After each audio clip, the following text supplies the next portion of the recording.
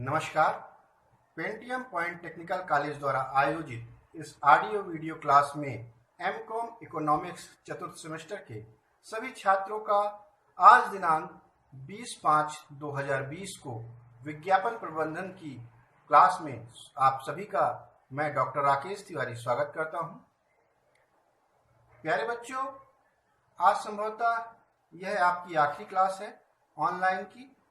इसके बाद हम रिवीजन क्लास भी स्टार्ट कर सकते हैं।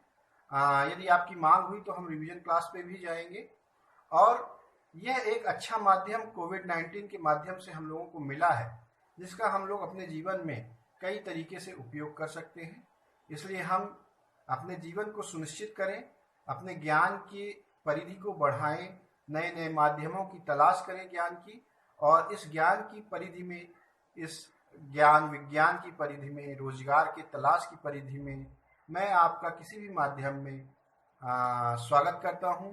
मैं आपके लिए हमेशा उपलब्ध रहूंगा और मैं कोशिश करूंगा कि मैं आपको आपके समूचे जीवन में एक मार्गदर्शक की तरह से प्रस्तुत रहूं।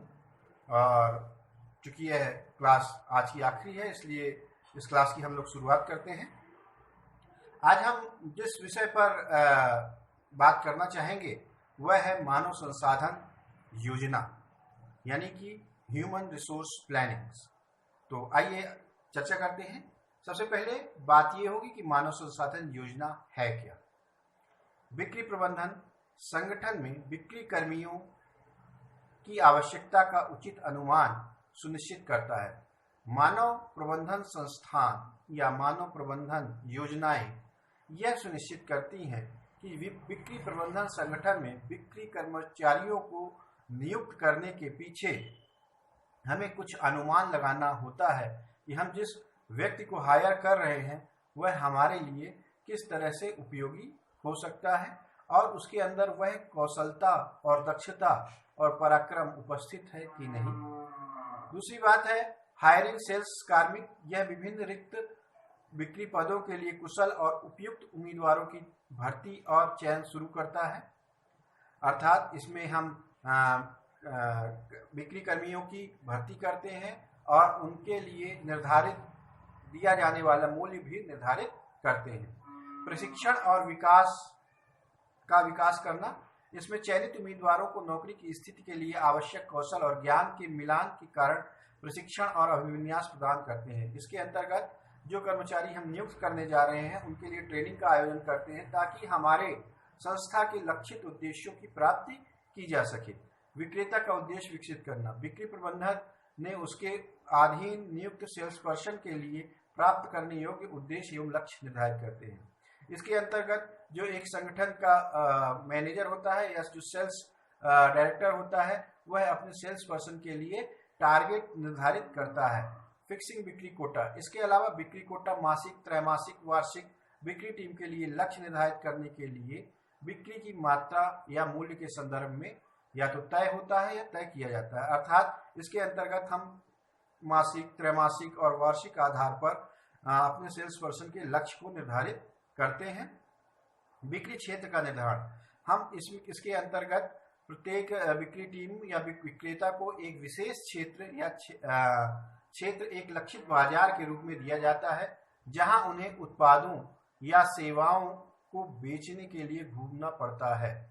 अर्थात इसके लिए एक क्षेत्र का निर्धारण किया जाता है जहां वह बिक्री पर्सन को भेजा जाता है, वह सेल्स पर्सन को भेजा जाता है और वह अपने लक्ष्य की प्राप्ति वहीं से कर सकता है।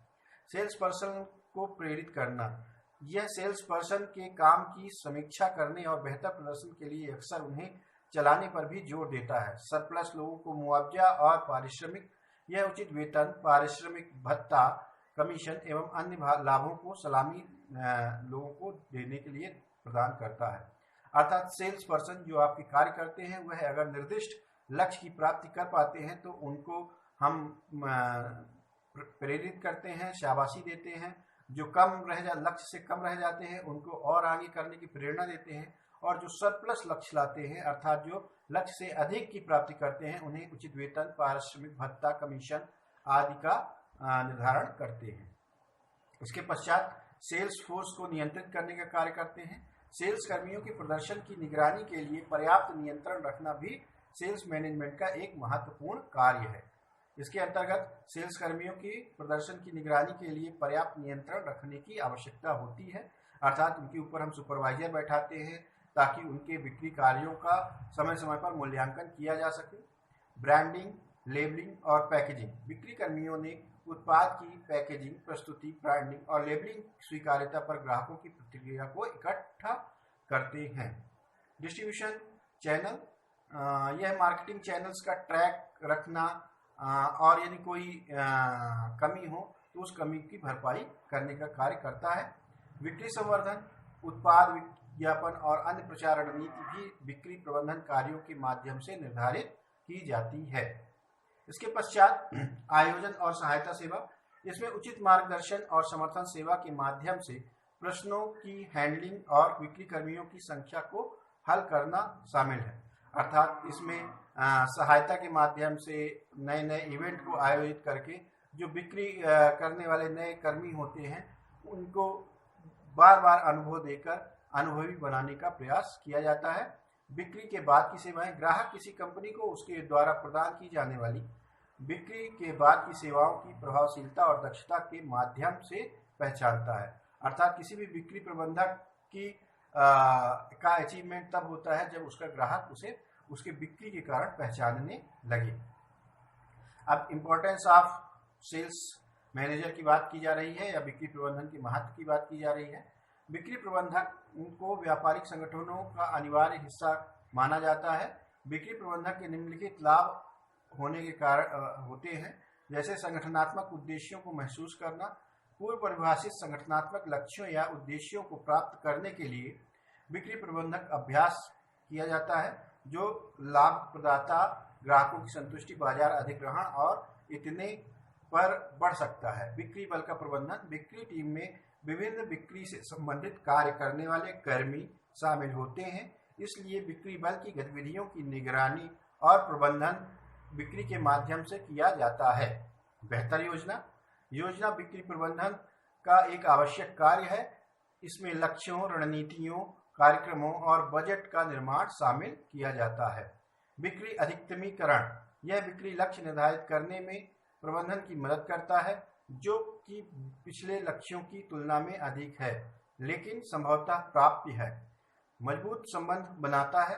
बिक्री कर्मी अपने प्राथमिक मकसद के रूप में ग्राहकों के साथ मजबूत पारस्परिक संबंध बनाने पर जोर देता है, क्योंकि यह अंततः बिक्री और लाभ को अधिकतम करता है। वितरण को अनुकूलित करता है। यह प्रमुख समस्या क्षेत्रों की पहचान करके और इन मुद्दों का हल ढूंढकर विपणन चैनलों को अधिकतम उपयोग के लिए प्रदान करता है। Aids of top management decision making. इसमें वांछित और वास्तविक परिणाम के बीच तुलना शामिल है और इस प्रकार महत्वपूर्ण निर्णय लेने के लिए शीर्ष स्तर के प्रबंधन या निदेशकों का समर्थन करता है, जैसे व्यापार का विस्तार करना है या व्यापार को बंद करना है। लाभ प्रदाता में सुधार। शीर्ष स्तरीय प्रबंधन की सबसे महत्वपूर्ण चिंता लाभ अधिकतमीकरण है, जो कि बिक्री प्रबंधन के प्राथमिक उद्देश्यों के रूप में पारित की गई है। विकसित कार्मिक बिक्री प्रबंधन की प्रक्रिया में बिक्री कर्मियों को उनके संपूर्ण विकसित विकास को सुनिश्चित करने के लिए पर्याप्त प्रशिक्षण, विकास के अवसर और सहायता प्रदान की जाती है। उत्पाद विकास। बिक्री टीम ग्राहकों के साथ लगातार संपर्क में है, जो प्रबंधन को उनकी पसंद और स्वाद के बारे में जानकारी देता है। इस प्रकार हम कह सकते हैं कि नए उत्पाद विकास में मौजूदा उत्पाद या सेवाओं में सुधार की आवश्यकता होती है और इन सुधारों के लिए समस्त शिकायतों का एकत्रीकरण करना, उनमें अपेक्षित सुधार लाने का प्रयत्न करना तथा टॉप लेवल मैनेजमेंट को इस चीज के लिए राजी करना कि वह इसमें सुधार करके कुछ नई योजनाओं को भी विकसित कर सकते हैं, ताकि वार्षिक लक्ष्यों में वृद्धि की जा सके। इस आधार पर बिक्री प्रबंधक कार्य करता है। अंततः निष्कर्ष की बात आती है, बिक्री प्रबंधक किसी भी व्यावसायिक संगठन का एक महत्वपूर्ण हिस्सा होता है। यह न केवल उत्पादों या सेवाओं को ग्राहकों के लिए उपलब्ध कराता है, बल्कि लंबे समय में प्रतिस्पर्धा बनाए रखने के लिए संगठन का समर्थन करता है। अर्थात बिक्री प्रबंधक किसी भी संगठन का महत्वपूर्ण हिस्सा होता है। प्यारे बच्चों, आज के लिए यह क्लास यहीं तक। हम फिर किसी मोड़ पर नए तरीके से प्रस्तुत होंगे। तब तक के लिए प्रतीक्षा करिए। हम संस्था के संचालक को श्री बी एन त्रिपाठी जी को धन्यवाद प्रस्तुत करना चाहेंगे, श्री एस के त्रिपाठी जी का भी धन्यवाद प्रस्तुत करना चाहेंगे और डॉक्टर सीमा शुक्ला जी का भी धन्यवाद हम प्रस्तुत करना चाहेंगे। आप सभी का धन्यवाद।